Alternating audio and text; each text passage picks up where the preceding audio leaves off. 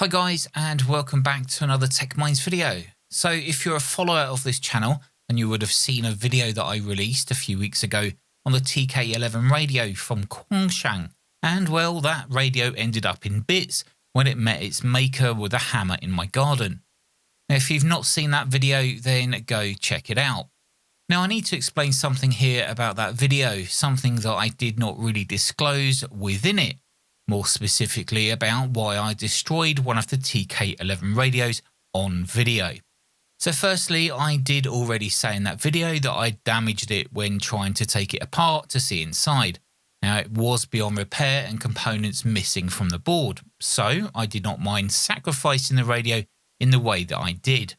Now there was quite a few of you that left comments on that video, calling me childish, telling me to keep my content educational, and that I should never have destroyed the radio like that on a video. I think it actually shocked some of you, and whether or not you agreed with what I showed on video, there was actually a hidden reason for me doing that. A few weeks prior to even making that video, I had attempted to contact Qhansheng to hopefully open up a channel of communications and discuss the issues I'd found with the TK11 that literally no one else on YouTube was even talking about. Now everyone else was saying how great the radio was, and maybe it was for them, but for me, with the two that I tested, I did not see great results. Now you can tell how good a manufacturer is when they reach out to someone who has a platform to share bad points about their products. Yeah, but Quansheng reached out to me. Now I'm not going to show you the email communication with you, but they start off by first apologising for not contacting me sooner, and that they'd seen my recent TK11 video. After a couple of emails back and forth, with me literally being blunt and telling them that if they want to sell to the ham radio market, then they need to sort out the spurious emissions so it passes FCC and CE certification. Now since then, I've actually discovered that CE approval is actually really hard to get, because it's way more strict than the FCC certification. Now I won't talk about it here, but go and look it up if you want to know more about it. Now about a week goes past, and then I receive an email from Quansheng saying they would like to send me a couple of TK11 radios, a TK11 5 and 8, version 3 apparently. So I agreed.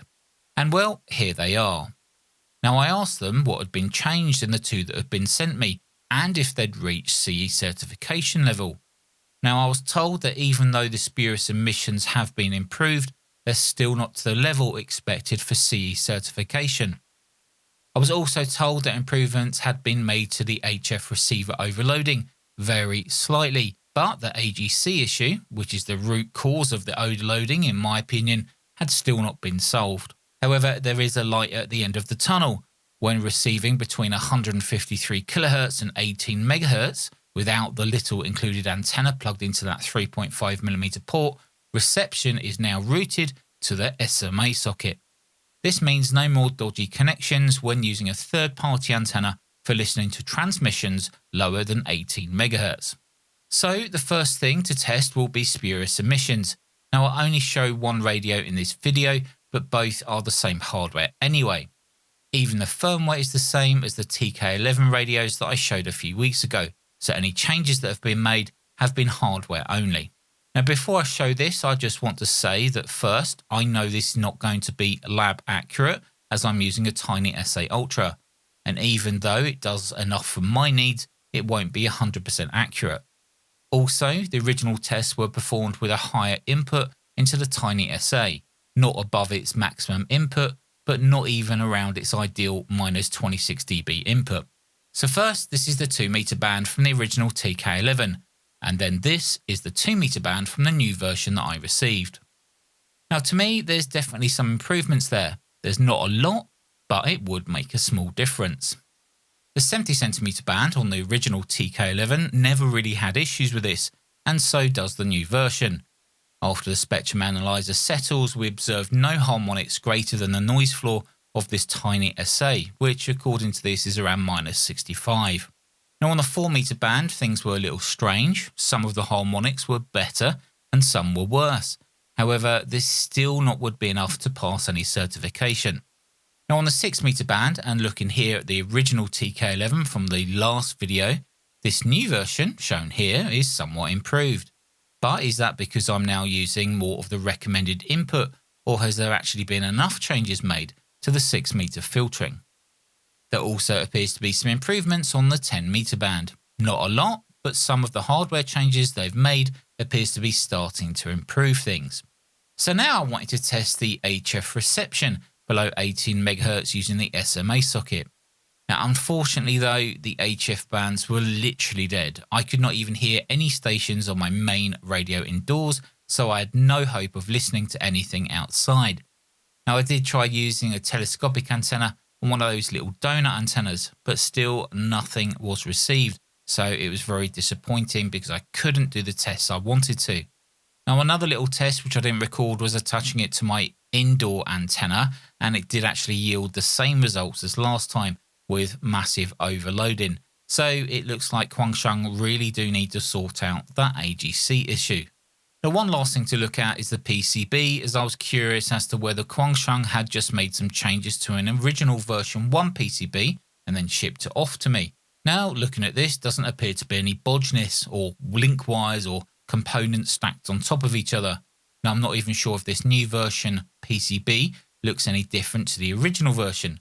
Now, I guess I could have taken apart the original TK11 I had left here to compare, but given the fact that the HF reception is still pretty naff with overloading on an outside antenna, I just don't see the point in showing it to you.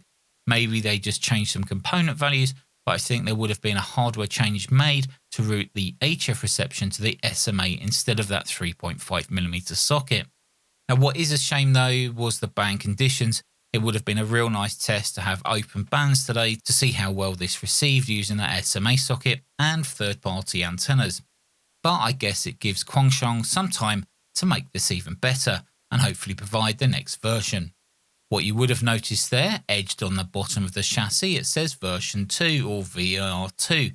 Now, I was told it was version 3, but maybe it is a version 3 PCB.